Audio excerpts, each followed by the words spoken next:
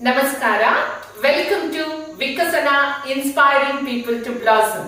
I am your Dr. Pratibha Jennifer Andrade, Assistant Professor, Government Women's College, Hunisuru from the Department of Management. Welcome you all for the online sessions once again. ಹೊಸ ತರಗತಿಯೊಂದಿಗೆ ಹೊಸ ವಿಷಯದೊಂದಿಗೆ ನಾನಿವತ್ತು ನಿಮ್ಮ ಮುಂದೆ ಬಂದಿದ್ದೀನಿ. ಬನ್ನಿ, online ತರಗತಿಗೆ ನಿಮ್ಮೆಲ್ಲರಿಗೂ ಸ್ವಾಗತ. ಇವತ್ತಿನ ಟಾಪಿಕ್ ಯಾವುದು ಅಂತ ನಿಮಗೆ ನಾನು ಡೈರೆಕ್ಟ್ ಆಗಿ ಇಂಟ್ರೊಡ್ಯೂಸ್ ಮಾಡಕ್ ಹೋಗಲ್ಲ. ಕೆಲವು 3-4 ಪ್ರಶ್ನೆಗಳನ್ನ ನಾನು ನಿಮಗೆ ಕೇಳ್ತೀನಿ. ಇಲ್ಲಿ ನನ್ನ ಹತ್ರ ಸ್ವಲ್ಪ ದುಡ್ಡಿದೆ. ಎಲ್ರಿಗೂ ದುಡ್ಡು ನೋಡಿದ ಕೂಡಲೇ ಆಸೆ ಆಗತ್ತೆ, ಖುಷಿ ಆಗತ್ತೆ, ಬೇಕು ಅನ್ಸುತ್ತೆ ಅಲ್ವಾ? ದುಡ್ಡು ಬೇಕಾ? ಖಂಡಿತವಾಗ್ಲೂ ಬೇಕು. ನಮ್ಮೆಲ್ಲರಿಗೂ ಹಣ ಅನ್ನೋದು ತುಂಬಾ ಮುಖ್ಯ. ದುಡ್ಡು ನಮ್ಮೆಲ್ಲರಿಗೂ ಬೇಕಾಗಿರುವಂತ ವಸ್ತು. ಇವತ್ತಿನ ಕಾಲದಲ್ಲಂತೂ ಹಣಕ್ಕೆ ಕೊಡುವಂತ ಪ್ರಾಮುಖ್ಯತೆ ಎಲ್ಲೆಂದ್ರಲ್ಲೂ ನಾವು ನೋಡ್ತೀವಿ. ಎಷ್ಟರ ಮಟ್ಟಿಗೆ ಅಂದ್ರೆ ಇದ್ರ ಬಗ್ಗೆ ಗಾದೆನೇ ಇದೆ, ಹಣ ಕಂಡ್ರೆ ಹೆಣನೂ ಬಾಯಿ ಬಿಡುತ್ತೆ ಅಂತ. ಸೊ ಈ ಹಣ ಅನ್ನುವಂಥದ್ದು ನಮಗೆ ಈಸಿಯಾಗಿ ಸಿಗುತ್ತಾ? ನಮ್ಮೆಲ್ಲರಿಗೂ ಬೇಕು, ಹೌದು. ಆದ್ರೆ ಈ ಹಣ ಅನ್ನುವಂಥದ್ದು ನಮ್ಗೆ ಈಸಿಯಾಗಿ ಸಿಗೋ ವಸ್ತುನ? ಖಂಡಿತವಾಗ್ಲೂ ಇಲ್ಲ. ಹೋಗಿ ನಮ್ಗೆ ಫ್ರೀಯಾಗಿ ಸಿಗುತ್ತಾ? ಎಲ್ ಬೇಕಾದ್ರಲ್ಲಿ ನಮಗ್ ಸಿಗುತ್ತಾ? ಇಲ್ಲ. ಹಾಗೆ ಈ ಹಣ ಅನ್ನೋದು ಒನ್ ಟೈಮ್ ಯೂಸ್. ಕಳ್ಕೊಂಡ್ರೆ ಹೋಯ್ತು, ಖರ್ಚು ಮಾಡಿದ್ರೆ ಹೋಯ್ತು, ಉಪಯೋಗಿಸಿದ್ರು ಹೋಯ್ತು.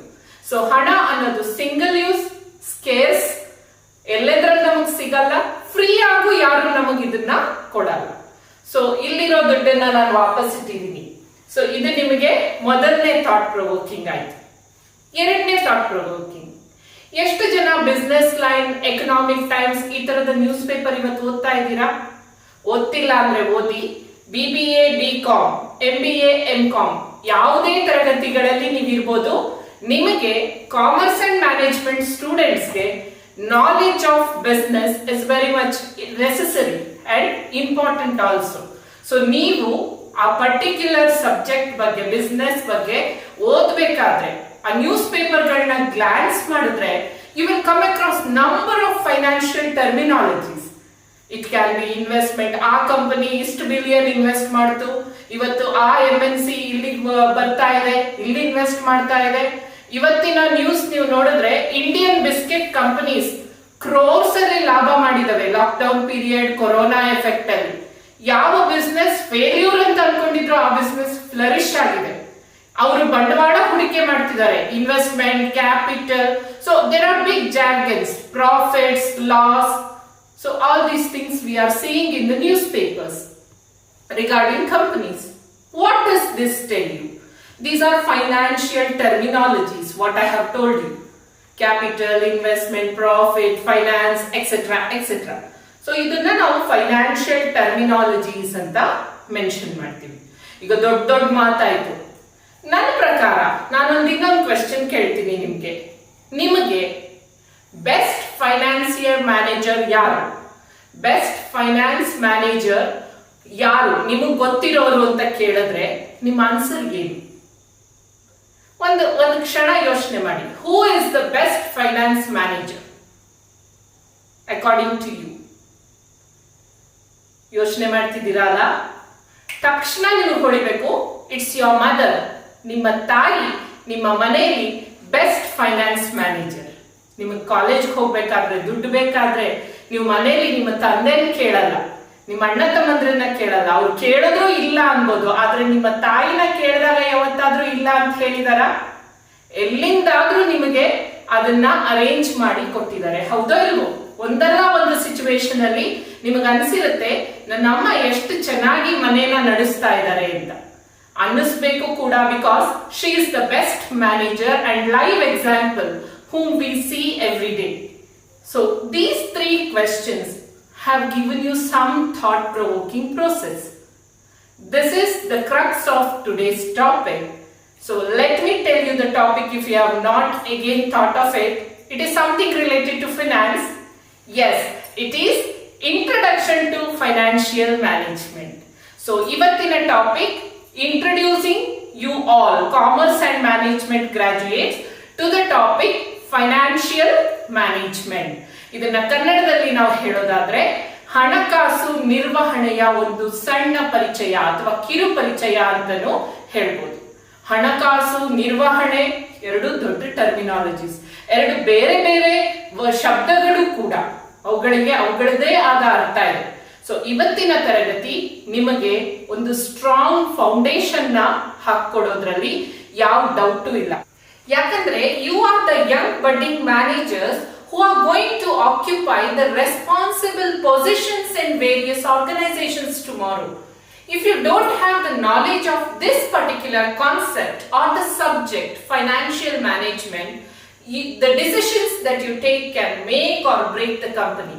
Then you will be regarded, if you make the company, you are the perfect manager. And if your decision results in the failure of the company, you are the damager to the company. So ಈ ತರದ situations ನ face ಮಾಡಬೇಕಾದ್ರೆ ನಮಗೆ financial management, ಇದಕ್ಕೆ ನಾನಾ ತರದ ಹೆಸರುಗಳಿಂದ ಕರೀತಾರೆ. ಬಿಸ್ನೆಸ್ ಫೈನಾನ್ಸ್ ಅಂತ ಕರೀತಾರೆ, ಕಾರ್ಪೊರೇಟ್ ಫೈನಾನ್ಸ್ ಅಂತ ಕರೀತಾರೆ. ಇಂಡಿಯನ್ ಟರ್ಮಿನಾಲಜಿಲಿ ನಾವು ಫೈನಾನ್ಷಿಯಲ್ ಮ್ಯಾನೇಜ್ಮೆಂಟ್ ಅಂತ ಕರಿತೀವಿ. ಸೊ ಇದರ ನಾಲೆಜ್ ನಮಗೆ ಮ್ಯಾನೇಜರ್ಸ್ ಆಗಿ ಬಹಳ ಮುಖ್ಯ. ಈ ಕಾನ್ಸೆಪ್ಟ್ ನಿಮಗೆ ಫೌಂಡೇಶನ್ ನ ಕೊಡುತ್ತೆ ಅಂತ ನಾನು ಹೇಳಿದೆ. ಯಾಕೆ ಅಂತ ಹೇಳಿದ್ರೆ ಈ ಕಾನ್ಸೆಪ್ಟ್ ಮುಂದೆ ಒಂದು ಸಪರೇಟ್ ಸಬ್ಜೆಕ್ಟ್ ಆಗಿದೆ. When you go into the final semesters, you can take finance elective, for which introduction to financial management or financial management as one of the subject is very much necessary. So this is a very evergreen, lively subject which deals with money. Again, that's why I showed you money. So it deals with money and gives you lot of inputs. ಇದು managers ಮಾತ್ರ ಬೇಕಾಗಿರೋದಲ್ಲ, ಪ್ರತಿಯೊಬ್ಬರ life ಅಲ್ಲೂ ಅವರು finance manager ಆಗಿರ್ಬೇಕು. So everybody requires it. ಪ್ರತಿಯೊಬ್ಬರಿಗೂ ಅನ್ವಯ ಆಗುವಂತ topic ಕೂಡ ಹೌದು. ತುಂಬಾ ಇಂಟ್ರೆಸ್ಟಿಂಗ್ ಸಬ್ಜೆಕ್ಟ್. ಸೊ ಈ ಸಬ್ಜೆಕ್ಟ್ ನ ನಾವೀಗ ಸ್ಟಾರ್ಟ್ ಮಾಡೋ ಮುಂಚೆ, ಸ್ಪೆಸಿಫಿಕ್ ಆಗಿ ಡೀಟೇಲ್ಸ್ ನ ನೋಡೋ ಮುಂಚೆ, ಟುಡೇಸ್ ಸೆಷನ್ ಲರ್ನಿಂಗ್ ಆಬ್ಜೆಕ್ಟಿವ್ಸ್, ನೀವ್ ಏನ್ ಕಲ್ತ್ಕೋತೀರಾ ಅಥವಾ ನಾವೇನ್ ಡಿಸ್ಕಸ್ ಮಾಡ್ತಾ ಇದೀವಿ ಇಲ್ಲಿ ಅಂತ ನೋಡೋದಾದ್ರೆ, what is finance, what is the objective, what is financial management, ಫೈನಾನ್ಸ್ಗೂ ಮ್ಯಾನೇಜ್ಮೆಂಟ್ಗೂ ಯಾವ ತರ ಲಿಂಕ್ ಮಾಡೋದು, ಇದರ ಇಂಪಾರ್ಟೆನ್ಸ್ ಏನು, ಆಮೇಲೆ ಇದರ ನೆಸೆಸಿಟಿ ಇದೆಯಾ, ಯಾವ ತರದ ಆಬ್ಜೆಕ್ಟಿವ್ಸ್ ಇದೆ, ಗೋಲ್ಸ್ ಇದೆ, ರೋಲ್ ಏನು ಫೈನಾನ್ಸ್ ಮ್ಯಾನೇಜರ್ದು, ಯಾವ ಡಿಸಿಷನ್ಸ್ ನ ಒಬ್ಬ ಫೈನಾನ್ಸ್ ಮ್ಯಾನೇಜರ್ ತಗೋಬಹುದು, ಇದರ ಬಗ್ಗೆ ನಾವು ಡೀಟೇಲ್ ಆಗಿ ಇವತ್ತು ನೋಡೋಣ.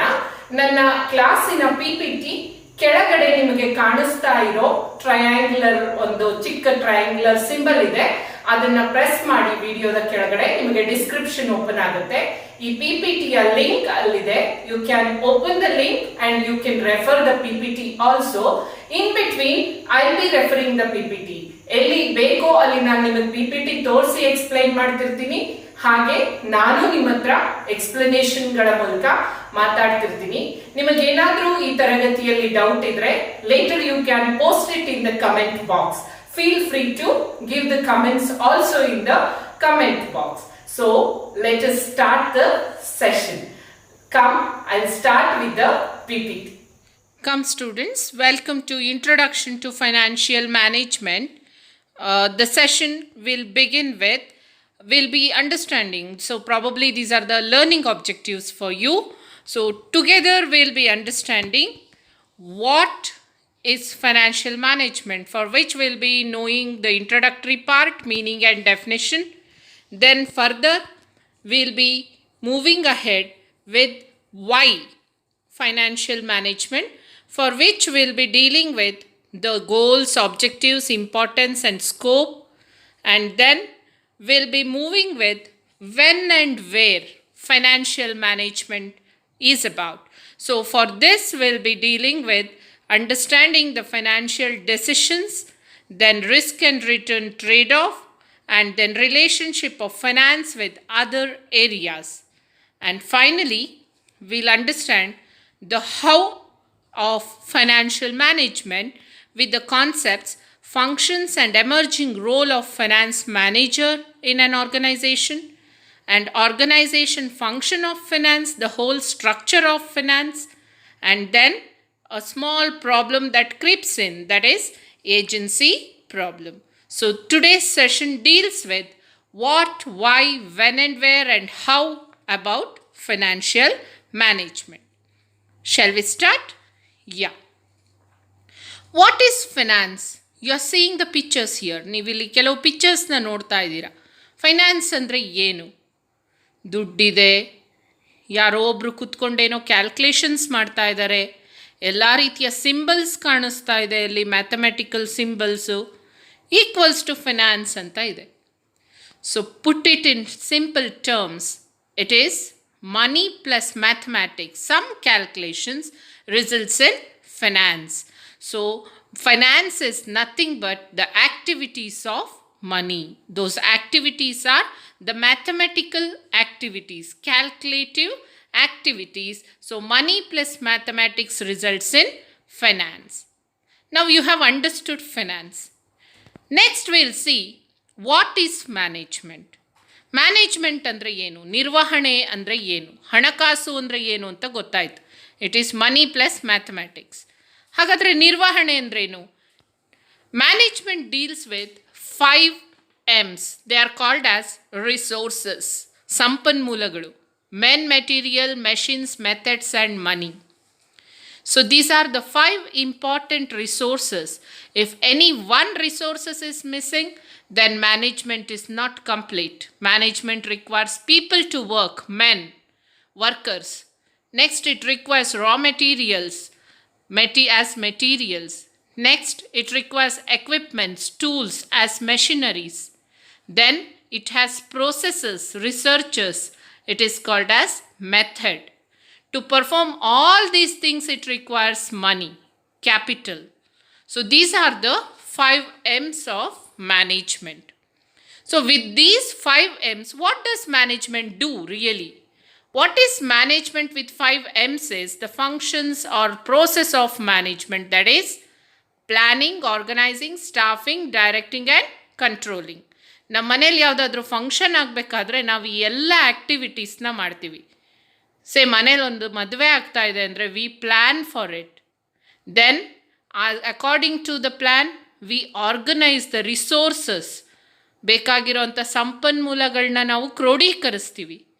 Then we assign the duties, staffing, ಯಾರ್ಯಾರು ಯಾವ್ಯಾವ ಕೆಲಸಗಳನ್ನ ಮಾಡ್ಬೋದು ಅನ್ನೋದನ್ನು ಡಿಸೈಡ್ ಮಾಡ್ತೀವಿ ಆ ಮದುವೆ ಮನೆಯಲ್ಲಿ.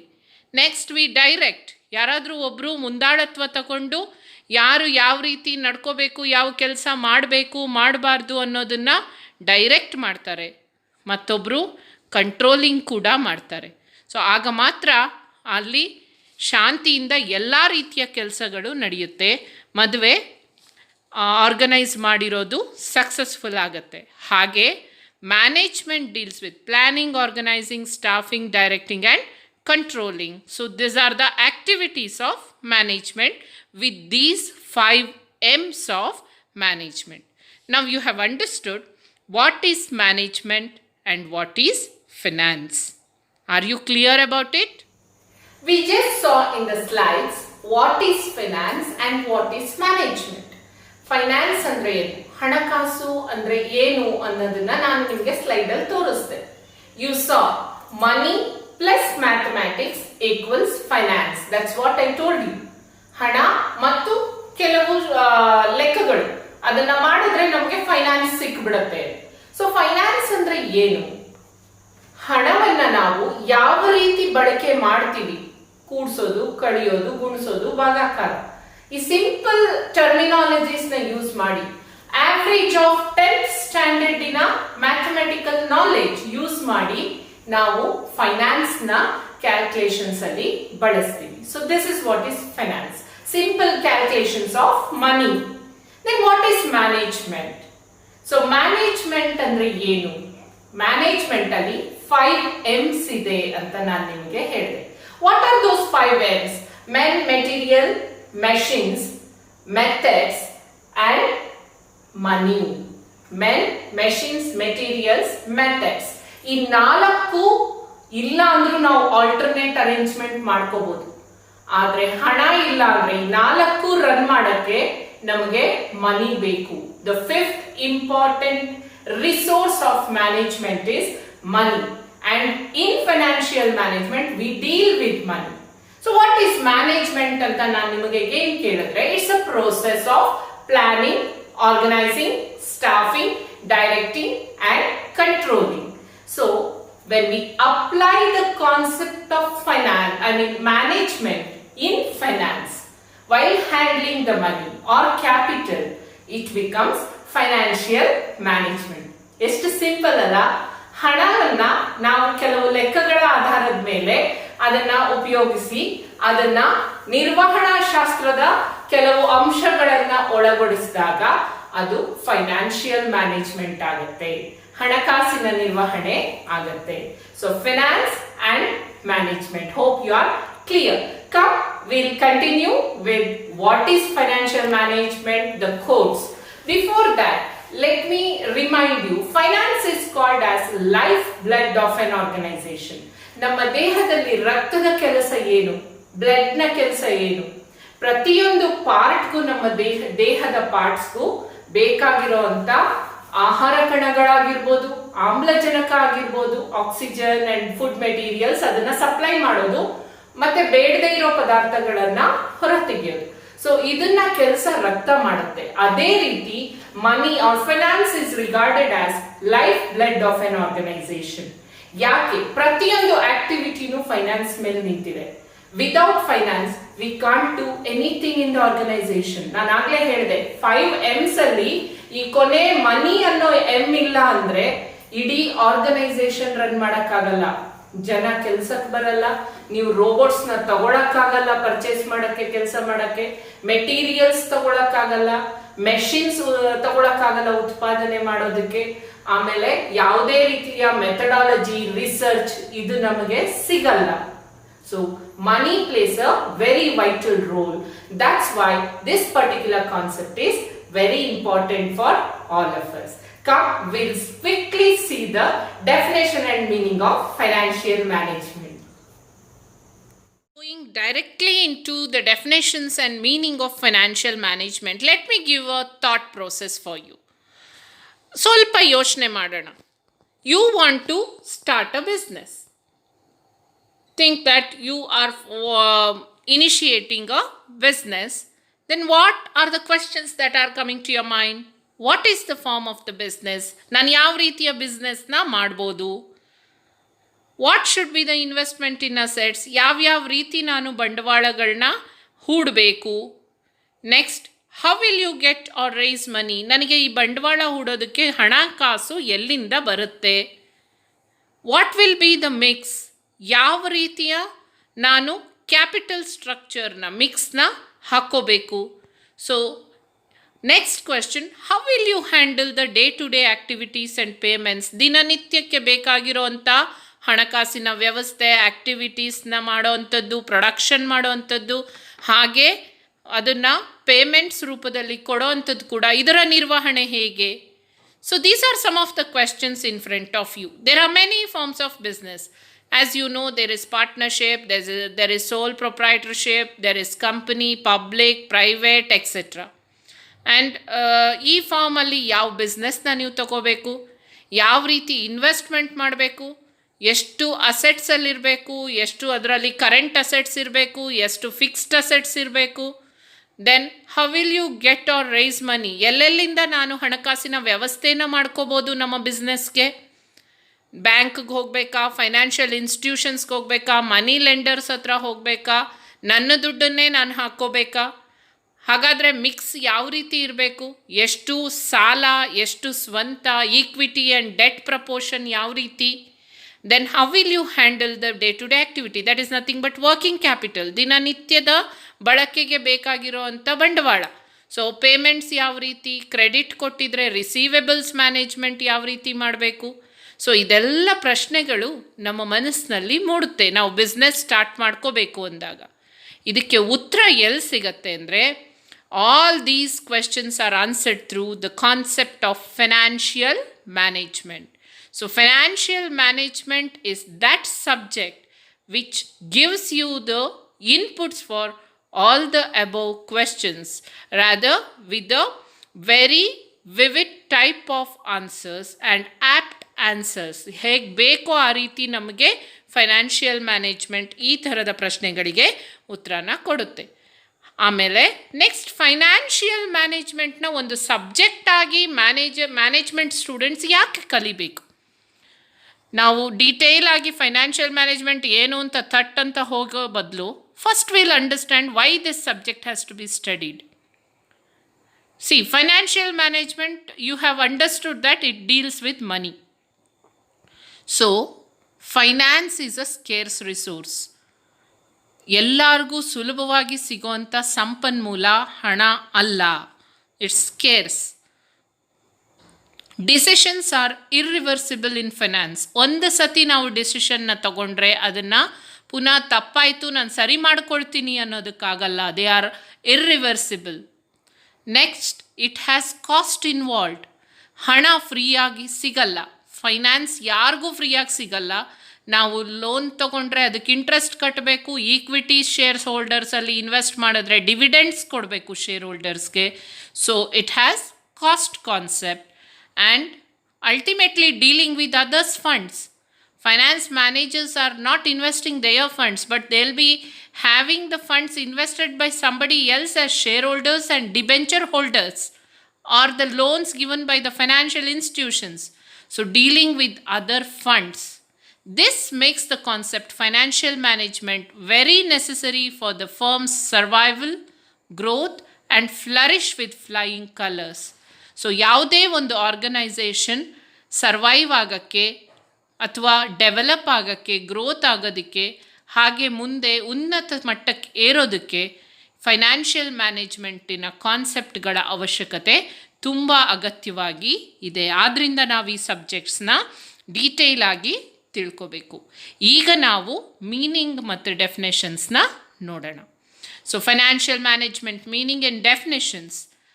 So finance is called as life blood of organisation. So ಒಂದು ಆರ್ಗನೈಸೇಷನಿನ ಬ್ಲಡ್ ಥರ ಫೈನಾನ್ಸ್ ಕೆಲಸ ಮಾಡುತ್ತೆ. ನಾನು ಈಗಾಗಲೇ ಇದನ್ನು ನಿಮಗೆ ಹೇಳಿದ್ದೆ. It is also art and science of managing money. Finance ಅಂದರೆ application of management. So it is art and science both. And it is also called as business finance and corporate finance. So ನಾನಾ ರೀತಿಯ ಹೆಸರುಗಳಿಂದ ಇದನ್ನು ಕರೀತಾರೆ. So ಈಗ ಯಾರ್ಯಾರು ಯಾವ್ಯಾವ ರೀತಿ ಡಿಫೈನ್ ಮಾಡಿದ್ದಾರೆ ನೋಡೋಣ. Solomon has told, it is concerned with the efficient use of an important economic resources, namely capital funds. So capital fund ಅಂತ ಕರೆಯುವಂಥ ಎಕನಾಮಿಕ್ ರಿಸೋರ್ಸಸ್ಸನ್ನು ಎಫಿಷಿಯೆಂಟ್ ಬಳಕೆ. ಸೊ ಇದರ ಯೂಸ್ ಹೇಗೆ ಮಾಡೋದು, ಎಫಿಷಿಯೆಂಟ್ ಅಂದರೆ ದಕ್ಷವಾಗಿ, ಕ್ಷಮತೆಯಿಂದ ಹೇಗೆ ನಾವು ಇದನ್ನು ಯೂಸ್ ಮಾಡೋದು, ಬಳಕೆ ಮಾಡೋದು ಅನ್ನೋಂಥದ್ದನ್ನು ಫೈನಾನ್ಷಿಯಲ್ ಮ್ಯಾನೇಜ್ಮೆಂಟ್ ಅಂತ ಕರೀತಾರೆ. This is according to Solomon. Howard and Upton has called this as financial management is an application of general managerial principles to the area of financial decision making. So this definition is more simpler, which tells it is applying managerial principles to the decision making areas of finance. Then third definition is given by Joseph and Massey. It is the operational activity of a business that is responsible for obtaining and effectively utilizing the funds necessary for efficient operations. So, it deals with operational activity of business. So ದಿನನಿತ್ಯದ ಆ್ಯಕ್ಟಿವಿಟೀಸ್ಗಳ, ಬಿಸ್ನೆಸ್ಗಳ ಆ್ಯಕ್ಟಿವಿಟೀಸ್ಗಳಲ್ಲಿ involve ಆಗುತ್ತೆ. ಹಾಗೂ it is responsible for getting and utilising the funds. Funds ಅಂದರೆ ಇಲ್ಲಿ ಹಣ, ಮನಿ. ಆ ಫಂಡ್ಸ್ನ ನಾವು ಹೇಗೆ ತಗೊಳ್ಳೋದು ಮತ್ತು ಹೇಗೆ ಅದನ್ನು ಬಳಕೆ ಮಾಡ್ಕೊಳ್ಳೋದು ಅನ್ನೋದ್ರ ಮೇಲೆ ಬಿಂಬಿತವಾಗಿದೆ ಅಂತ ಹೇಳಿದ್ದಾರೆ.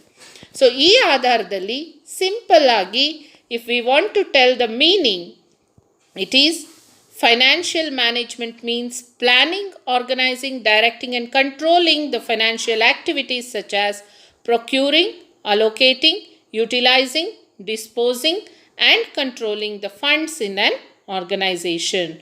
So FM financial management ಅಂದರೆ ಈ ಮ್ಯಾನೇಜ್ಮೆಂಟಿನ ಎಲ್ಲ ಪ್ರೋಸೆಸ್ಸನ್ನು, ಫಂಕ್ಷನ್ಸ್ಗಳನ್ನು ಫೈನಾನ್ಷಿಯಲ್ ಆ್ಯಕ್ಟಿವಿಟೀಸ್ ಮೇಲೆ ಅಪ್ಲೈ ಮಾಡೋದು. Procuring and is getting the funds. Allocating is ಯಾರ್ಯಾರಿಗೆ ಎಷ್ಟೆಷ್ಟು ಅಂತ ಅಲೋಕೇಟ್ ಮಾಡೋದು, ವಿಂಗಡಿಸೋದು. ಯುಟಿಲೈಸಿಂಗ್ ಇಸ್ ಬಳಕೆ ಮಾಡ್ಕೊಳ್ಳೋದು. ಡಿಸ್ಪೋಸಿಂಗ್ ಅಂತಂದರೆ ಹೆಚ್ಚುವರಿಯಾಗಿರೋದನ್ನ ವಾಪಸ್ ಕೊಡೋದು. ಹಾಗೆ controlling the funds, flow, cash ಫ್ಲೋನ ಕಂಟ್ರೋಲ್ ಮಾಡೋದನ್ನು we call it as financial management.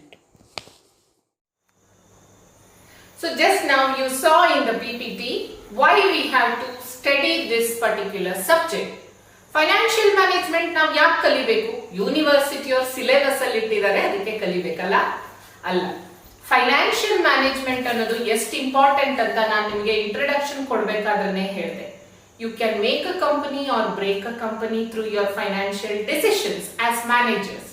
So while playing with money, you should be double more careful. Why? Finance is a scarce resource. You all agree. ಹಣಕಾಸು ಅನ್ನುವಂಥ ಸಂಪನ್ಮೂಲ ಇದೆಯಲ್ಲ, ಅದು ತುಂಬಾ scarce. ಅದು ಪದೇ ಪದೇ ನಮಗೆ ಸಿಗಲ್ಲ. ಎಷ್ಟು ಬೇಕೋ ಅಷ್ಟು ನಾವು ಉಪಯೋಗಿಸಕ್ ಸಾಧ್ಯ ಇಲ್ಲ. It's a scarce resource. Second thing is money is not available freely. It has cost concept. ನೀವು ಹೊರಗಡೆ ಬ್ಯಾಂಕಿಂದ ಸಾಲ ತಗೊಂಡ್ರು ಲೋನ್ಗೆ ಇಂಟ್ರೆಸ್ಟ್ ಕಟ್ಟಬೇಕು, ಅಥವಾ ನೀವೇ ಹಾಕಿದ್ರು ನೀವು ರಿಟರ್ನ್ಸ್ ನ ಎಕ್ಸ್ಪೆಕ್ಟ್ ಮಾಡ್ತೀರಾ ಡಿವಿಡೆಂಡ್ಸ್ ರೂಪದಲ್ಲಿ. So it has got cost concept involved also, and it is not available to every one. ಎಲ್ರಿಗೂ ಅವ್ರಿಗೆ ಬೇಕಾಗಿರೋ ರೀತಿಯಲ್ಲಿ ಸಿಗಲ್ಲ.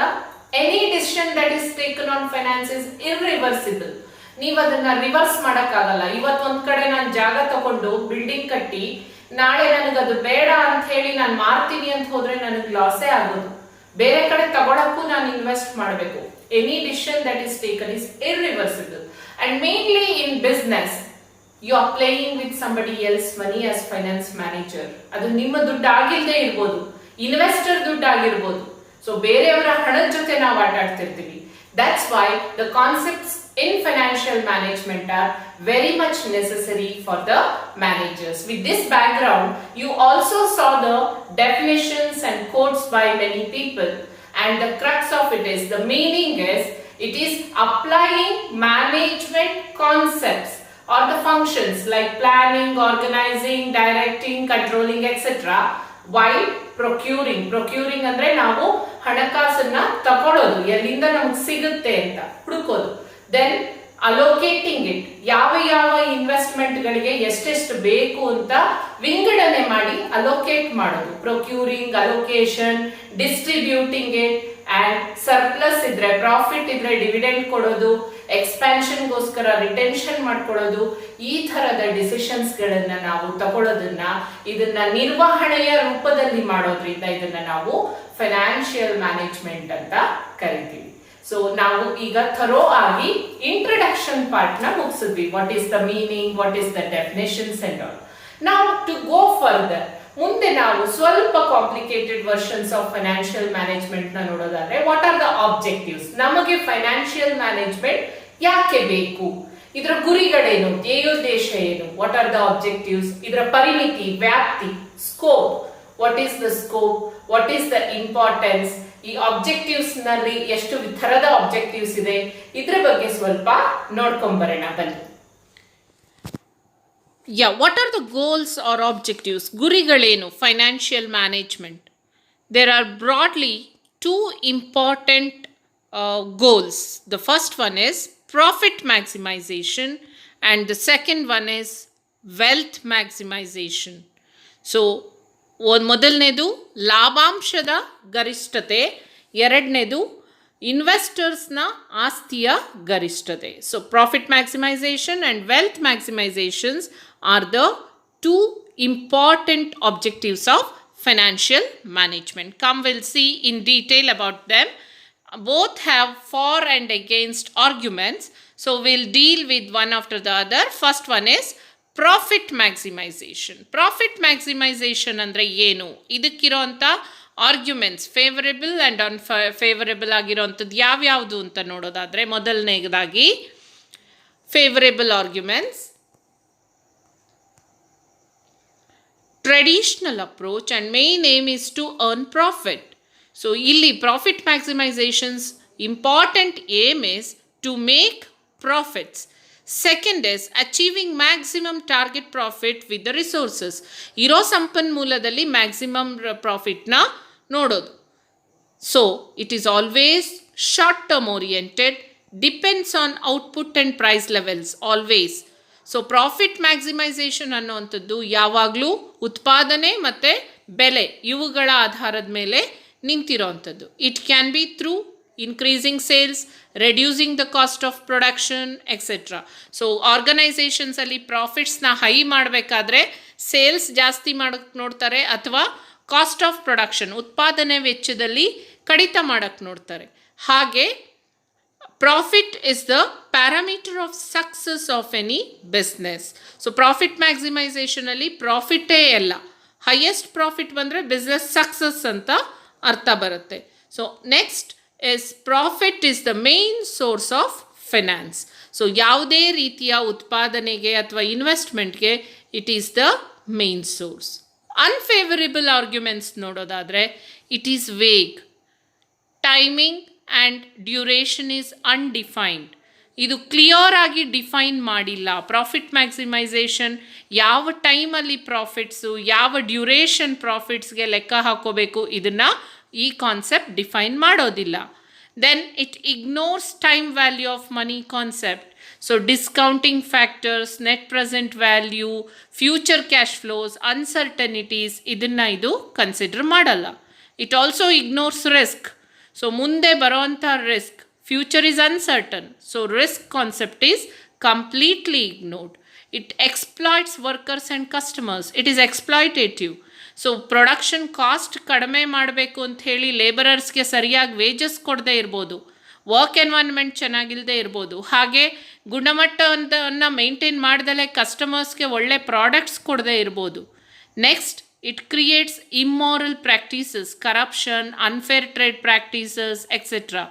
ಸೊ ಎಥಿಕ್ಸ್ ಇಲ್ದಲೇ ಬಿಸ್ನೆಸ್ನ ಇಲ್ಲಿ ಆರ್ಗನೈಸೇಷನ್ಸ್ ಮಾಡ್ಬೋದು ಪ್ರಾಫಿಟ್ಗೋಸ್ಕರ. Anything for profit holds good. It leads to inequality among the stakeholders.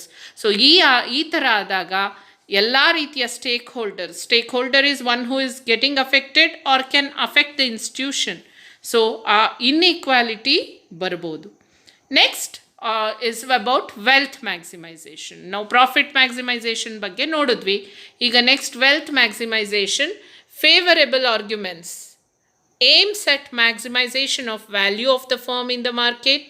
So value of the firm ಅಂದರೆ ಒಂದು ಆರ್ಗನೈಸೇಷನಿನ ಓವರ್ ಆಲ್ ವ್ಯಾಲ್ಯೂ ಮ್ಯಾಕ್ಸಿಮೈಸ್ ಮಾಡೋದ್ರ ಬಗ್ಗೆ ಇದು ಗಮನ ಕೊಡುತ್ತೆ.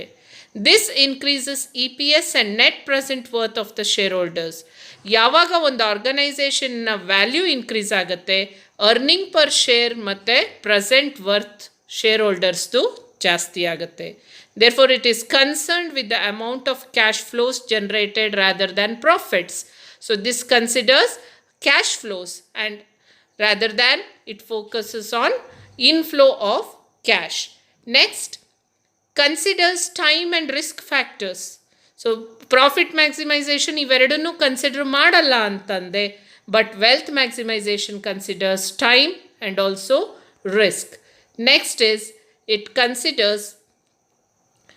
it is considered as superior to profit maximization as it improves the value of the wealth of the shareholders.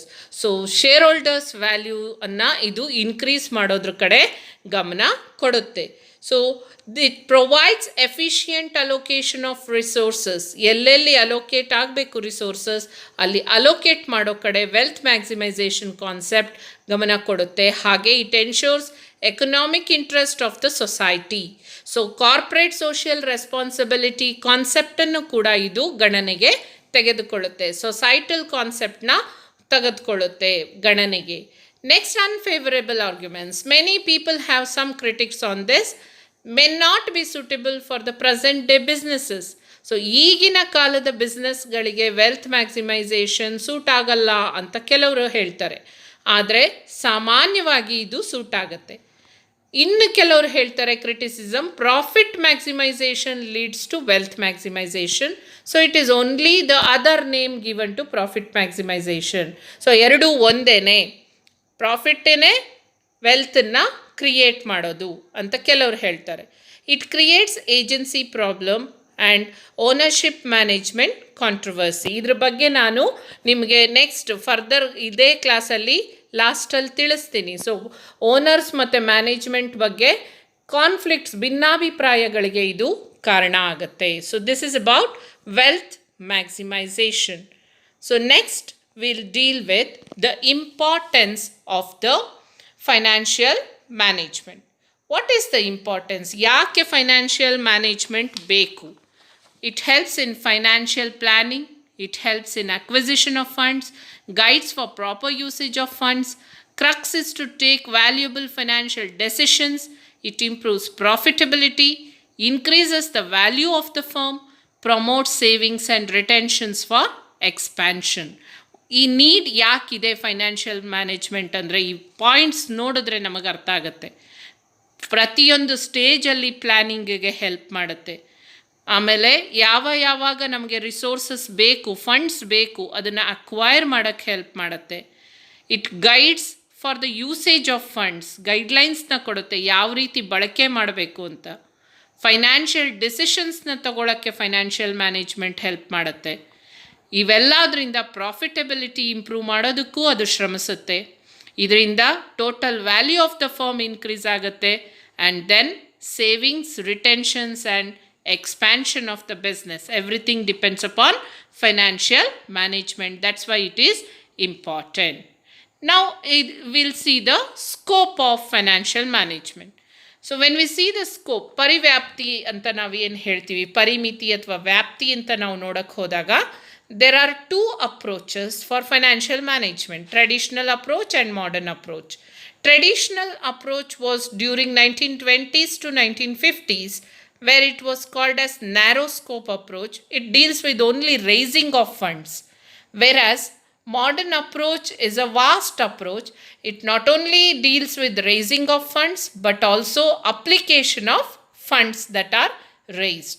So traditional approach ಖಾಲಿ ಹೇಗೆ ನಾವು ಫಂಡ್ಸನ್ನು ರೈಸ್ ಮಾಡೋದು, ಎಲ್ಲೆಲ್ಲಿಂದ ನಾವು ದುಡ್ಡನ್ನು, ಹಣಕಾಸಿನ ವ್ಯವಸ್ಥೆನ ಮಾಡ್ಕೋಬೋದು ಅನ್ನೋದ್ರ ಬಗ್ಗೆ ಗಮನ ಕೊಟ್ಟರೆ, ಮಾಡರ್ನ್ ಅಪ್ರೋಚ್ ಹೇಗೆ ಆ ವ್ಯವಸ್ಥೆನ ಮಾಡೋದು, ಹಾಗೆ ಅದನ್ನು ಹೇಗೆ ಅಪ್ಲಿಕೇಬಲ್ ಮಾಡ್ಕೊಳ್ಳೋದು, ಅಂದರೆ starting from procuring to disposal of surplus and controlling it, ಆ ಎಲ್ಲ ಆ್ಯಕ್ಟಿವಿಟೀಸ್ನ ಫೈನಾನ್ಷಿಯಲ್ ಮ್ಯಾನೇಜ್ಮೆಂಟ್ ಹ್ಯಾಂಡಲ್ ಮಾಡುತ್ತೆ. So according to modern approach, the financial management has got very vast scope. We just saw the two important objectives of financial management. ಎರಡು important objectives ಇದೆ, goals ಇದೆ, ಗುರಿ ಇದೆ financial ಮ್ಯಾನೇಜ್ಮೆಂಟ್ಗೆ. ಮೊದಲನೇದು ಪ್ರಾಫಿಟ್ ಮ್ಯಾಕ್ಸಿಮೈಸೇಷನ್, ಲಾಭಾಂಶದ ಕಡೆಗೆ ಗರಿಷ್ಠ ಮಟ್ಟದ ಕಾನ್ಸಂಟ್ರೇಷನ್. ಎರಡನೇದು wealth maximisation, wealth of the share holders, ಹೂಡಿಕೆದಾರರ ಆಸ್ತಿ ಪ್ರಮಾಣವನ್ನು ಗರಿಷ್ಠ ಮಟ್ಟಕ್ಕೆ ತರುವಂಥದ್ದು. ಸೊ ಎರಡನೇ ಆಬ್ಜೆಕ್ಟಿವ್ ನ ನಾವು ಪ್ರೈಮರಿ ಆಬ್ಜೆಕ್ಟಿವ್ ಅಂತ ಕರಿತೀವಿ.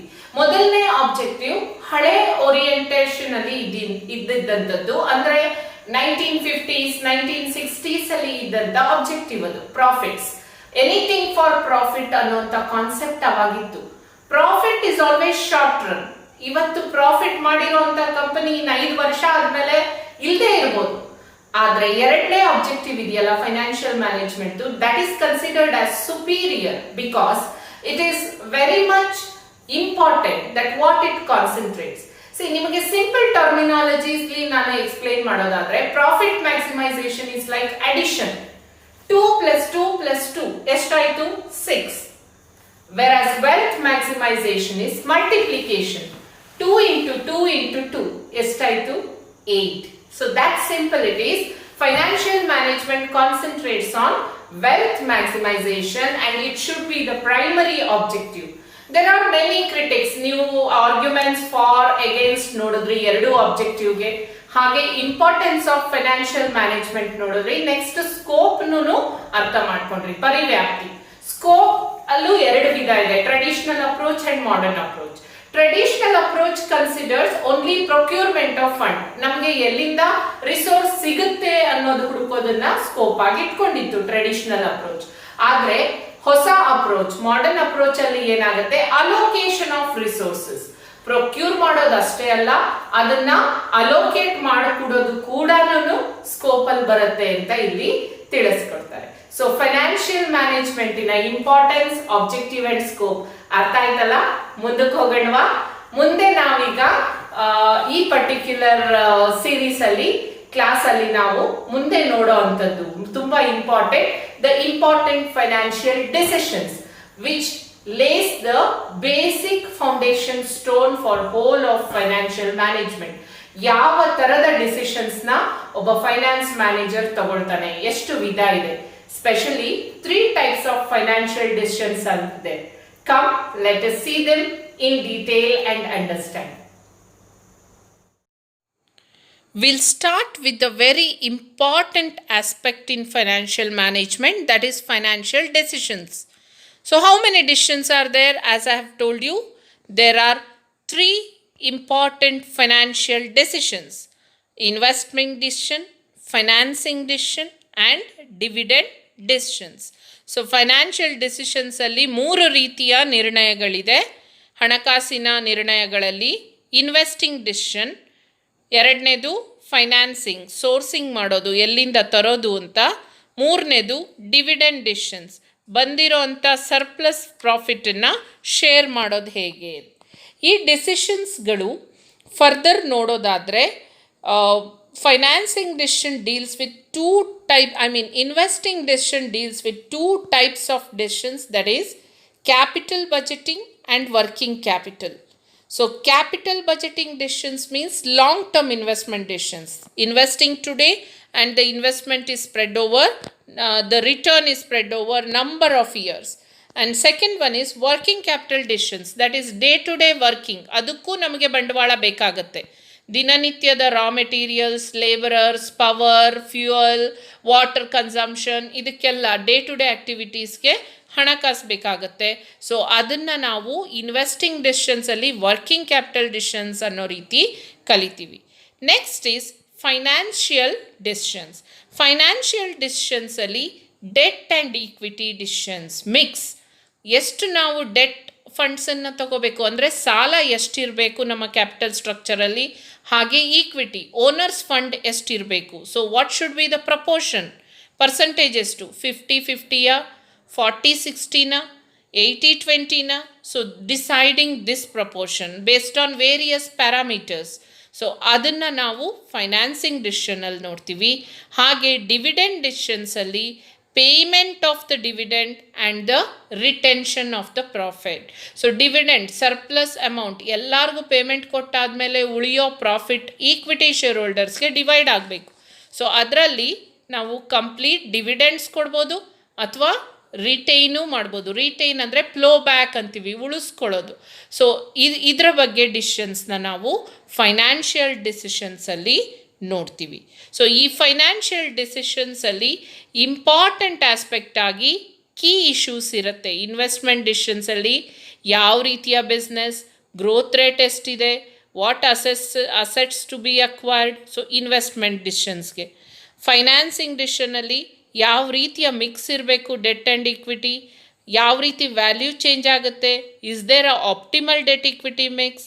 Then coming to dividend decisions, how much of profit should be distributed as dividends, can we change the value of the firm by changing the dividend, ಯಾವ ರೀತಿ ಬದಲಾವಣೆ ಆಗುತ್ತಾ ವ್ಯಾಲ್ಯೂಗೆ ಡಿವಿಡೆಂಡ್ ಕೊಡೋದ್ರಿಂದ, ಕೊಡದೇ ಇರೋದ್ರಿಂದ, ಕೊಡಬೇಕಾ ಬೇಡವಾ, ಈ ಥರದ ಡಿಸಿಷನ್ಸ್. ಆ್ಯಂಡ್ ವರ್ಕಿಂಗ್ ಕ್ಯಾಪಿಟಲ್ ಡಿಸಿಷನ್ಸಲ್ಲಿ ವಾಟ್ ಲೆವೆಲ್ ಆಫ್ ಇನ್ವೆಂಟ್ರಿ, ಯಾವ ಥರದ ಸ್ಟಾಕ್ ಇರಬೇಕು, ಕ್ರೆಡಿಟ್ ಪಾಲಿಸಿ ಯಾವ ಥರ ಇರಬೇಕು, ಕ್ಯಾಶ್ ಯಾವ ರೀತಿ ಮೇಂಟೈನ್ ಮಾಡಬೇಕು, ಇದನ್ನು ನಾವು ನೋಡ್ತೀವಿ. So these decisions are going to be influenced by 2 major factors, external factors and internal factors, which are influencing financial decisions. External factors ಅಂದರೆ ಆರ್ಗನೈಸೇಷನಿನ ಹೊರಗಡೆಯಿಂದ, they are mostly macro economic factors, economics ಸಂಬಂಧಪಟ್ಟವು. Internal factors ಅಂದರೆ ಒಳಗಡೆ, ಒಂದು ಆರ್ಗನೈಸೇಷನ್ನಿನ ಒಳಗಡೆ ಇರೋ ಅಂಥ ಫ್ಯಾಕ್ಟರ್ಸ್. ಇವು ನಮ್ಮ ಫೈನಾನ್ಷಿಯಲ್ ಡಿಸಿಷನ್ಸ್ಗೆ ಅಫೆಕ್ಟ್ ಮಾಡ್ತವೆ. ಫರ್ದರ್ ಈ ಫೈನಾನ್ಷಿಯಲ್ ಡಿಸಿಷನ್ಸ್ ತಗೊಂಡಾಗ ನಾವು ಇನ್ನೊಂದು ಮೇನ್ ಕಾನ್ಸೆಪ್ಟ್ನ ಗಮನದಲ್ಲಿಡಬೇಕು, risk and return. See, there is a famous statement in financial management: higher the risk, higher the return, lower the risk, lower the return. So, while taking the decisions of investment, financing, and dividend, always there is equal factors of risk and return, and they are going to directly affect the market value of the firm. So, this risk and return has to be judiciously and consciously balanced by the financial management ಅಥವಾ finance manager. I just told you about the decisions and risk return trade-off. So, 3 important decisions. ಯಾವ್ಯಾವ್ದದು? ಮೊದಲನೇದು investment decision, ಎರಡನೇದು financing decision, ಹಾಗೆ ಮೂರನೇದು dividend decision. So ಇದರಲ್ಲೇ ನಾವು ಬೇರೆ ಬೇರೆ ತರದ ಡಿಸಿಷನ್ಸ್ ನ ನೋಡಿದ್ವಿ. ಇನ್ವೆಸ್ಟ್ಮೆಂಟ್ ಯಾವ ರೀತಿ ಮಾಡಬೇಕು, ಎಲ್ಲಿ ಮಾಡಬೇಕು, ಕ್ಯಾಪಿಟಲ್ ಸ್ಟ್ರಕ್ಚರ್ ಯಾವ ತರ ಇರಬೇಕು, ಡೆಟ್ ಎಷ್ಟು ಇರಬೇಕು, ಈಕ್ವಿಟಿ ಎಷ್ಟು ಇರಬೇಕು, ಬಂದಿರೋ ಪ್ರಾಫಿಟ್ ಅಲ್ಲಿ ರಿಟೈನ್ ಎಷ್ಟು ಮಾಡಬೇಕು, ಡಿವಿಡೆಂಟ್ ಆಗಿ ಸರ್ಪ್ಲಸ್ ನ ಯಾವ ರೀತಿ ನಾವು ಡಿಸ್ಟ್ರಿಬ್ಯೂಟ್ ಮಾಡಬೇಕು. ಆಮೇಲೆ ಕೊನೆಗೆ ಈ ಡಿಸಿಷನ್ ತಗೊಳ್ಳೋದು ಸುಲಭ, ಆದ್ರೆ ರಿಸ್ಕ್ ಅಂಡ್ ರಿಟರ್ನ್ ಒಂದೇ ನಾಣ್ಯದ ಎರಡು ಮುಖಗಳು. ರಿಸ್ಕ್ ಇದ್ದ ಕಡೆ ರಿಟರ್ನ್ ಇದ್ದೇ ಇರುತ್ತೆ. ಫೈನಾನ್ಸಿನ ಸ್ಟ್ಯಾಗ್ ಲೈನ್ ಅದು, higher the risk higher the return. So ಇದರ ಬ್ಯಾಲೆನ್ಸ್ ಅನ್ನು ಕೂಡ ಫೈನಾನ್ಸ್ ಮ್ಯಾನೇಜ್ಮೆಂಟ್ ನೋಡ್ಕೋಬೇಕಾಗತ್ತೆ. So these are the major financial decisions which are going to affect the firm in the long run. So ಈ decisions sudden ಆಗಿ ತಗೊಳ್ಳುವಂತದ್ದು, ಆದ್ರೆ ಇದರ repercussions, consequences are spread over long period on the firm. So while taking these decisions, the financial manager or the financial management team should be very much careful. So that's why these decisions are very, very important. Shall we go further? Financial management is interdisciplinary subject. So ಬೇರೆ ಬೇರೆ ಸಬ್ಜೆಕ್ಟ್ಗಳು ಈ financial ಮ್ಯಾನೇಜ್ಮೆಂಟಿಗೆ ಕೊಟ್ಟಿರೋ ಕೊಡುಗೆ ಅಪಾರ. ಅದರಲ್ಲೂ main ಆಗಿ accounting ಮತ್ತು economics, ಈ ಸಬ್ಜೆಕ್ಟ್ಸ್ಗಳಿಂದ ಫೈನಾನ್ಷಿಯಲ್ ಮ್ಯಾನೇಜ್ಮೆಂಟ್ ತಳಪಾಯನೇ ಇದೆ. Economics affects both macro and microeconomics, both affect financial management or influence financial management, and accounting is the language of financial management. ಯಾವುದೇ ರೀತಿಯ ಇನ್ಪುಟ್ಸ್ ಆಗಿರ್ಬೋದು ಫೈನಾನ್ಷಿಯಲ್ ಮ್ಯಾನೇಜ್ಮೆಂಟ್ಗೆ, ಅದು ನಾವು ತಗೊಳ್ಳೋದು ಅಕೌಂಟಿಂಗಿಂದ. Next mathematics, already you know that I have told money plus mathematics is finance. Then there are psychological aspects which influence finance. The financial institutions and markets, that is nothing but the financial services as a subject, affects forex, foreign exchange management, taxation laws, then auditing, derivative, risk management. These are the other subjects which affect. But broadly speaking, it is economics and accounting which has a major impact on financial management, and it is because of these subjects it is interdisciplinary. Next, further we'll see what are the functions of financial management. ಈ ಫಂಕ್ಷನ್ಸ್ಗೆ ಅಂತ ನೋಡಕ್ಕೆ ಬಂದಾಗ there are two broad categories: routine functions and executive functions ಅಂತ ನಾವು ಕರಿಬೋದು. Routine ಅಂದರೆ day to day ಮಾಡೋ ಅಂಥ ಫಂಕ್ಷನ್. ಎಕ್ಸಿಕ್ಯೂಟಿವ್ ಫಂಕ್ಷನ್ಸ್ ಅಂದರೆ ಹೈಯರ್ ಲೆವೆಲಲ್ಲಿ ಮಾಡೋ ಅಂಥ ಫಂಕ್ಷನ್ಗಳಿವು. ಫೈನಾನ್ಸ್ ಡಿಪಾರ್ಟ್ಮೆಂಟಲ್ಲಿ higher levels, maybe the financial vice president, finance managers, they decide it. So what are these functions? In detail we can see it is estimating the capital requirements, ನಮಗೆ ಬಂಡವಾಳ ಎಷ್ಟು ಬೇಕು. Then ascertaining the capital composition, debt equity ಯಾವ ಥರ ಇರಬೇಕು. Next, makes the choice of sources of funds, ಎಲ್ಲೆಲ್ಲಿಂದ ನಮಗೆ funds ಸಿಗುತ್ತೆ ಚಾಯ್ಸ್ ಮಾಡ್ಕೊಳ್ಳೋದು. Then fourth one is investment of total funds, ಎಲ್ಲೆಲ್ಲಿ ಇನ್ವೆಸ್ಟ್ ಮಾಡೋದು. Next, disposal of surplus, cash flows generate ಆದಾಗ, ಪ್ರಾಫಿಟ್ಸ್ ಬಂದಾಗ ಸರ್ಪ್ಲಸ್ ಅಮೌಂಟ್ನ ಯಾವ ರೀತಿ ಡಿಸ್ಪೋಸ್ ಮಾಡೋದು, ಡಿವಿಡೆಂಡ್ಸಾ, ಬೋನಸ್ಸಾ ಅಥವಾ ರಿಟೆನ್ಷನ್ನ, ಇದ್ರ ಬಗ್ಗೆ. ದೆನ್ ಎಕ್ಸಿಕ್ಯೂಟಿವ್ ಫಂಕ್ಷನ್ ಆಗಿ mergers, managing the cash flows, ಬರೋವಂಥ ಕ್ಯಾಶ್ ಫ್ಲೋಸ್ನ ಮ್ಯಾನೇಜ್ ಮಾಡೋದು. Then it is dealing with controlling the financial activities, finance ಅನ್ನೋವಂಥದ್ದು ಸ್ಕೇರ್ಸ್ ರಿಸೋರ್ಸ್, ಅದನ್ನು ತುಂಬ ಡೀಟೇಲ್ ಆಗಿ ಕಂಟ್ರೋಲ್ ಮಾಡಬೇಕು. ಸೊ ಅದು.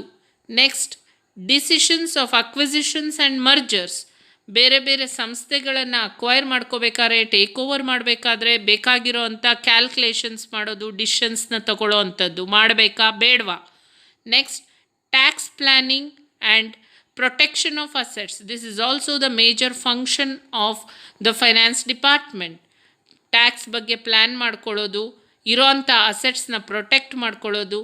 Next, for future expansion, decision on capital budgeting.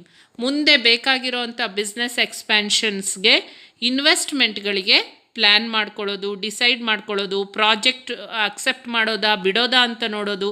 So these are some of the routine and executive functions which are mainly done at the financial department.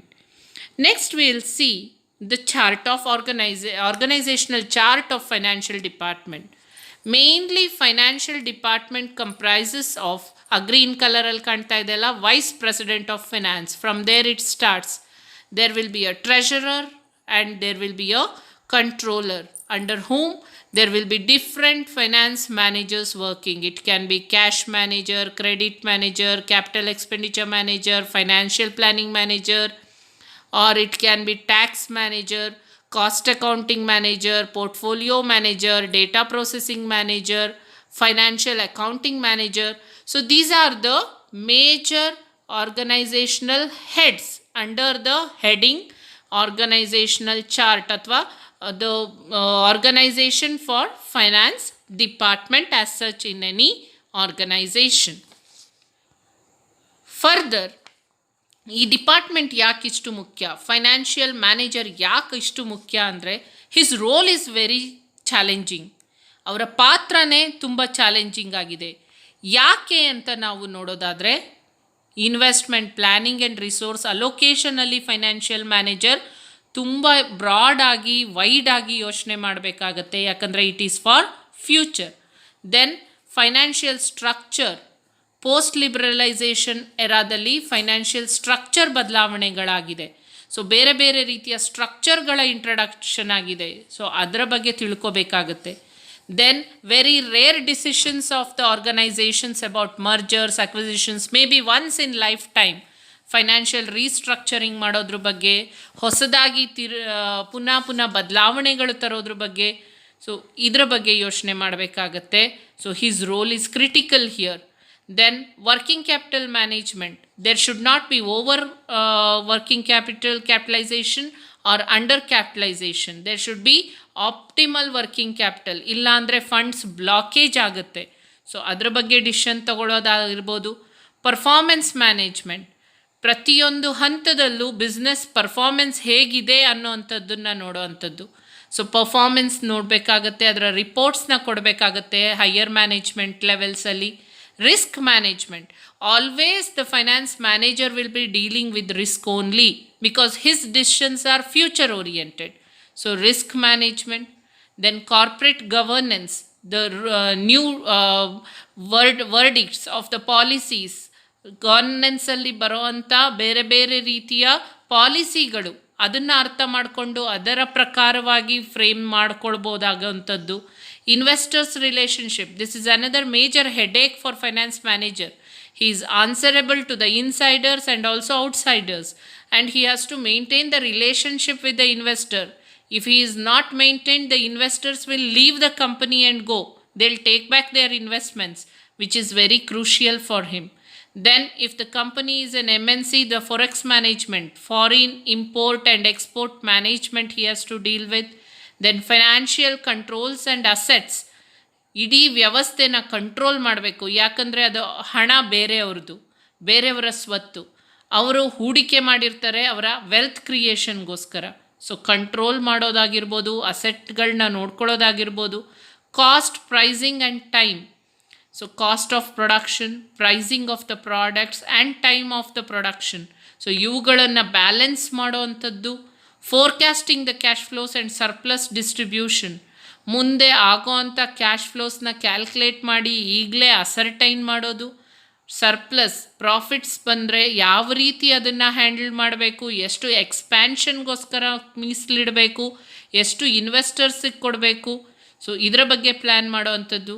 Budgets ಹಾಗೂ policies, ಮುಂಗಡ ಪತ್ರಗಳು ಆಯಾ ಇಲಾಖೆಗಳಿಂದ ಬಂದಾಗ ಅವುಗಳಿಗೆ ಬೇಕಾಗಿರೋವಂಥ ಅಲೋಕೇಶನ್ ಫಂಡ್ಸನ್ನು ಅಲೋಕೇಟ್ ಮಾಡೋವಂಥದ್ದು, ಪಾಲಿಸಿ ಫ್ರೇಮ್ವರ್ಕ್ ಮಾಡೋವಂಥದ್ದು, ಇದನ್ನೆಲ್ಲ ನೋಡಿದಾಗ ಎರಡು ಕೈ ಒಬ್ಬ ಫೈನಾನ್ಸ್ ಮ್ಯಾನೇಜರ್ಗೆ ನಿಜವಾಗ್ಲೂ ಸಾಕಾಗಲ್ಲ ಅನಿಸುತ್ತೆ.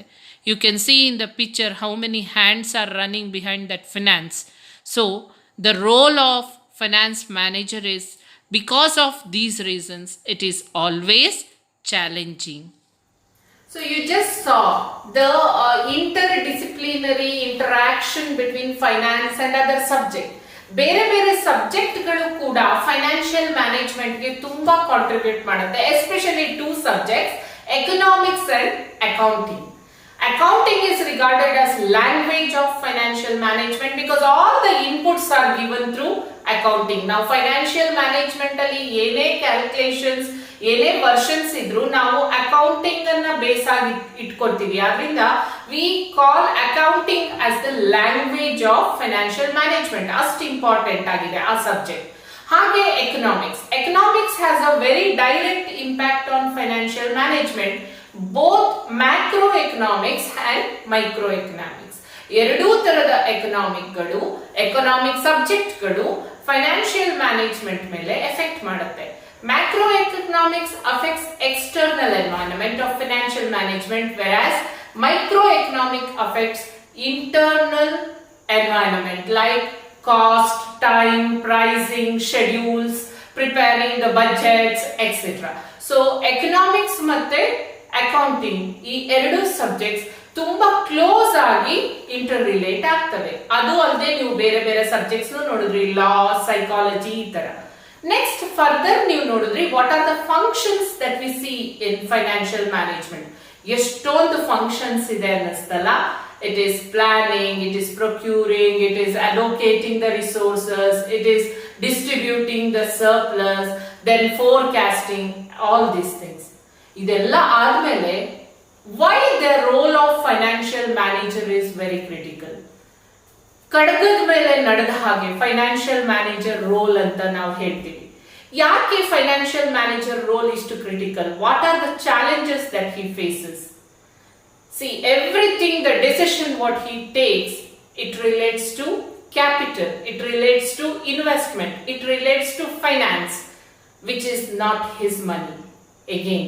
So he makes the decision on behalf of somebody else, on behalf of the shareholders, on behalf of the investors, on behalf of the CEO. The finance manager takes the decision and ultimately he is responsible for the pros and cons.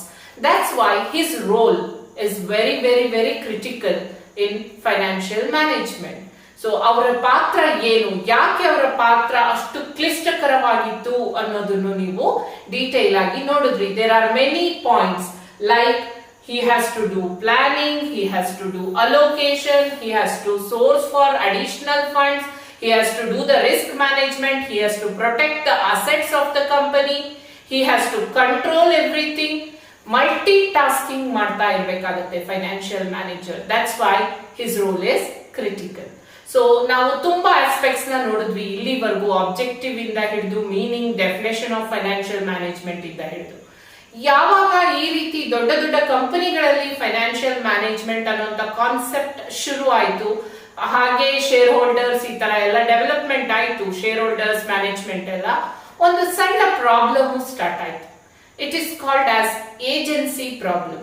Agency ಅಂದ್ರೆ ಏನು? Agency ಅಂದ್ರೆ ನೀವೆಲ್ಲ ಕೇಳ್ಕೊಂಡಿರ್ಬೋದು, ನಾವು oil agency ತಗೊಂಡಿದೀವಿ, ನಾವು ಇನ್ನೊಂದ್ರದ್ದು agency ತಗೊಂಡಿದೀವಿ ಅಂತ ಮಾತಾಡಿರ್ಬೋದು ಮನೆಯಲ್ಲಿ ಅಲ್ಲ. So agency ಅಂದ್ರೆ ಏನು? There will be a principal, owner ಇರ್ತಾರೆ, ಓನರ್ ಪರವಾಗಿ ಒಬ್ರು ಏಜೆಂಟ್ ಆಗಿ ಕೆಲಸ ಮಾಡ್ತಿರ್ತಾರೆ. ಸೊ ಈ ಏಜೆನ್ಸಿ ಪ್ರಾಬ್ಲಮ್ ಫೈನಾನ್ಸ್ ಅಲ್ಲಿ ಯಾಕೆ ಬಂತು ಅಂತ ನೀವು ಕೇಳ್ಬೋದು.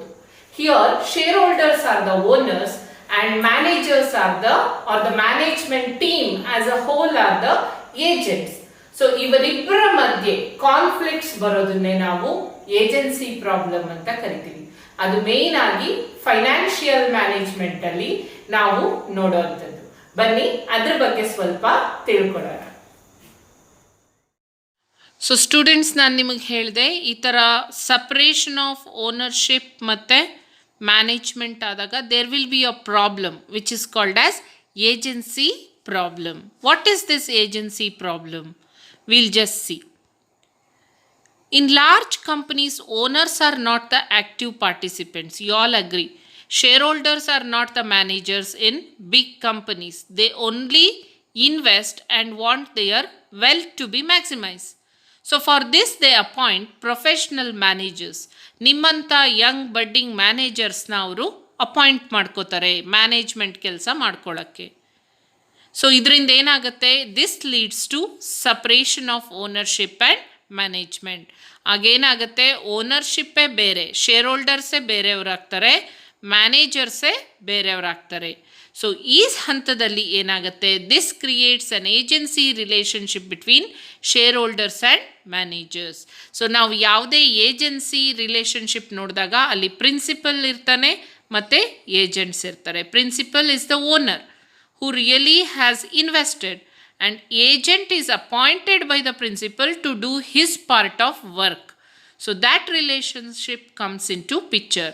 So you can see shareholders acting as principals and managers as agents.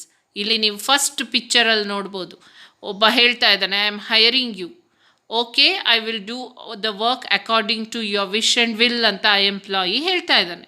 So that is how the manager is appointed by the board of directors or the shareholders. Next, what happens?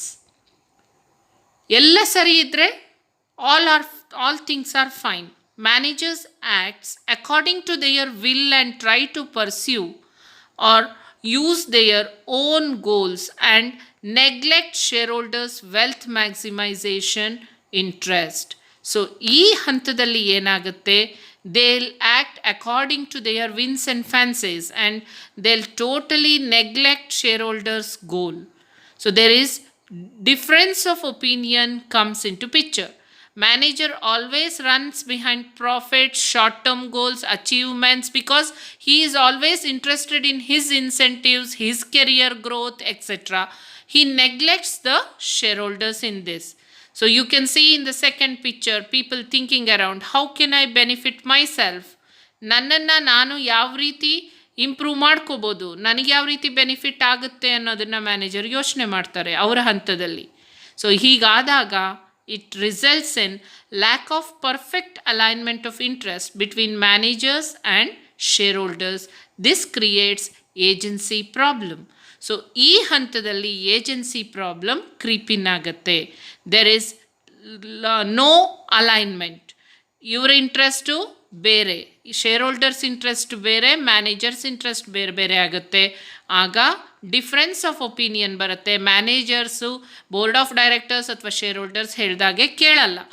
So ಅವರ ಇಚ್ಛೆಗೆ ಸರಿಯಾಗಿ ಆರ್ಗನೈಸೇಷನ್ನ run ಮಾಡೋಕ್ಕಾಗಲ್ಲ ಶೇರ್ ಹೋಲ್ಡರ್ಸ್ಗೆ. So ಆ ಹಂತದಲ್ಲಿ ಬರೋದೇ ಏಜೆನ್ಸಿ ಪ್ರಾಬ್ಲಮ್. ಇದು ತುಂಬ ಎಫೆಕ್ಟ್ ಮಾಡೋ ಅಂಥ ಪ್ರಾಬ್ಲಮ್. ಆದ್ದರಿಂದ ಇದನ್ನು ಮಿಟಿಗೇಟ್ ಮಾಡಬೇಕು, ಕಂಟ್ರೋಲ್ ಮಾಡಬೇಕು. The costs are incurred such as cost of incentives offered, auditing, monitoring etcetera. So ಇಲ್ಲಿ ಇದನ್ನು ಕಂಟ್ರೋಲ್ ಮಾಡಬೇಕಾದ್ರೆ there are wide costs are involved and these cost eat off the profits. So this problem has to be controlled. Hope you have understood the concept of agency problem in finance.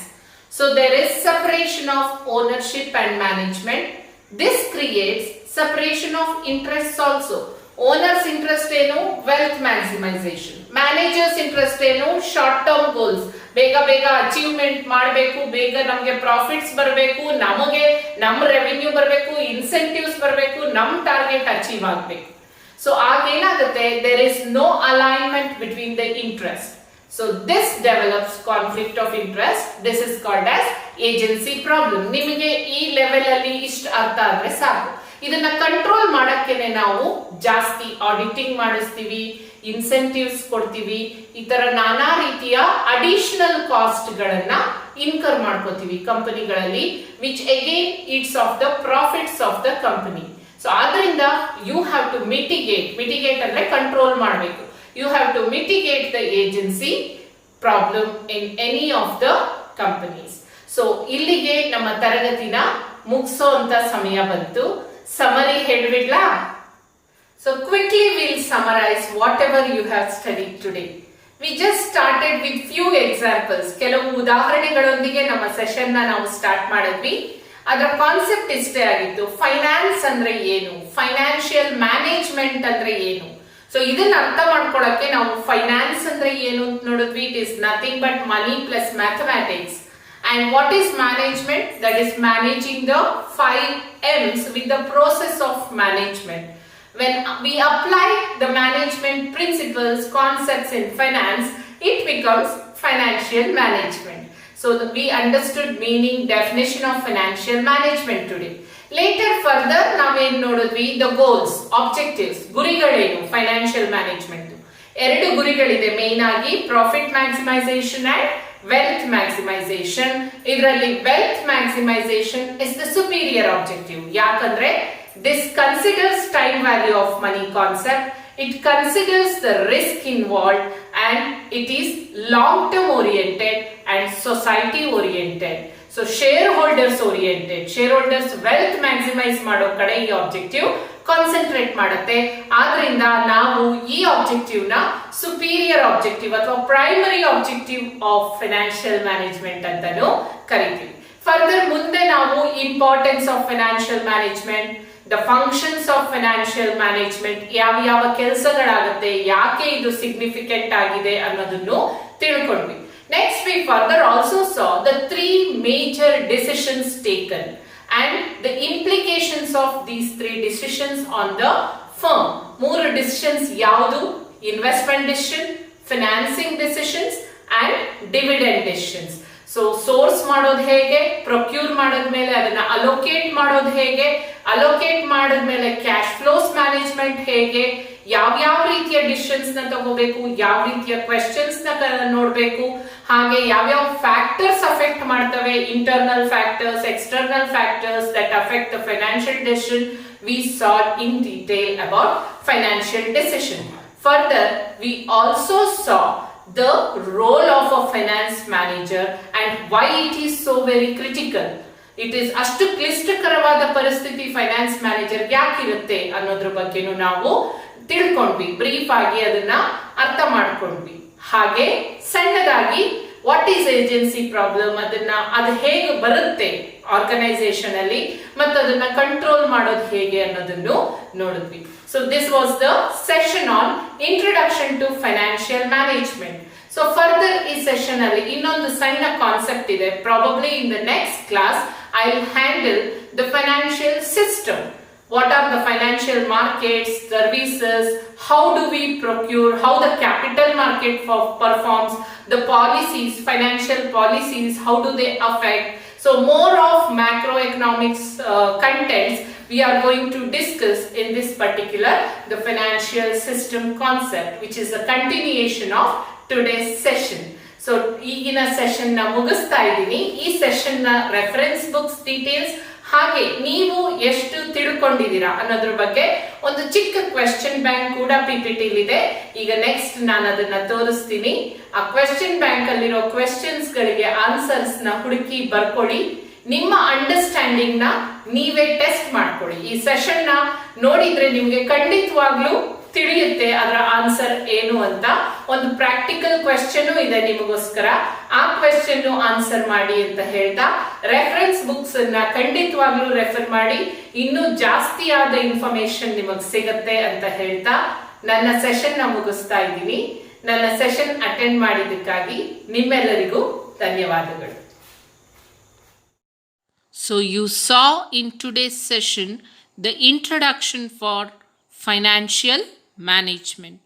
The today's session has been referred from these following books, that is Financial Management Theory and Practice by Prasanna Chandra, then Financial Management by G. Shivaprasad, and Financial Management by I.M. Pandey. You can refer these books for further readings in your class. So reference are given. Now you hope that you have understood. With this, let me evaluate you I want to see the learning outcome in you for which you have been given this question bank. ಈ question bank ಇದೆ, ನೀವೆಷ್ಟು ಅರ್ಥ ಮಾಡ್ಕೊಂಡಿದ್ದೀರಾ ಇವತ್ತಿನ session ಅನ್ನೋದಕ್ಕೆ. ಈ ಕ್ವೆಶ್ಚನ್ಗಳನ್ನು detail ಆಗಿ answer ಮಾಡಿ ನಿಮ್ಮ ಆನ್ಸರ್ಸನ್ನು ನಿಮ್ಮ ನೋಟ್ಬುಕ್ಕಲ್ಲಿ ನೋಟ್ ಮಾಡಿ ಇಟ್ಕೊಳ್ಳಿ. There is a practical assignment. If you are the finance manager of a company, what will be your primary responsibilities? So ನೀವು ಒಂದು ಕಂಪನಿಯ ಫೈನಾನ್ಸ್ ಮ್ಯಾನೇಜರ್ ಆದರೆ ನಿಮ್ಮ ಜವಾಬ್ದಾರಿಗಳೇನು ಅನ್ನೋದ್ರ ಬಗ್ಗೆ ಒಂದು ಚಿಕ್ಕ ನೋಟ್ನ ಬರೆದು ಇಟ್ಕೊಳ್ಳಿ. Hope you have understood the session, and with this note further will be meeting with the next session for financial system. Thank you.